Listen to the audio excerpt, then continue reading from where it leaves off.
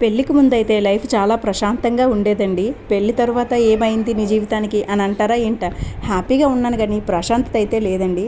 పెళ్ళికి ముందు లేచినప్పుడు ఇంకా మొదలు ఏ డ్రెస్ వేసుకోవాలి, ఎలా రెడీ అవ్వాలి, ఎక్కడికి వెళ్ళాలి అని ప్లాన్ చేసుకునే నేను పెళ్ళైన తర్వాత ఏం బ్రేక్ఫాస్ట్ చేయాలి, ఏం లంచ్ కట్టాలి, ఏం స్నాక్స్ ప్రిపేర్ చేయాలి అని ఆలోచించవలసి వస్తుందండి. అంత ప్రశాంతత లేకుండా అయిపోయింది. పోనీ సరేలే ఏదో వాళ్ళ కోసం అని చెప్పి ఆలోచించి ఏదో చేస్తామా, వండావులే అన్నట్టుగా తింటారండి మనం వండే వంటల్ని. ఇంకా ఏం చేస్తాం, చేసేదేమీ లేక అందులోనే ప్రశాంతత వెతుక్కోవాలని అర్థమైందండి ఫైనల్గా. పెళ్ళికి ముందు నాకు అనిపించేదండి ఏదైనా నేను చేయగలను, అసలు నాకేంటి అని అనిపించేదండి. పెళ్ళి తర్వాత అర్థమైంది ఏం చేయాలన్నా చాలా ఒడిదుడుకులు ఉంటాయి, వాటన్నింటినీ ఎదుర్కోవాలి.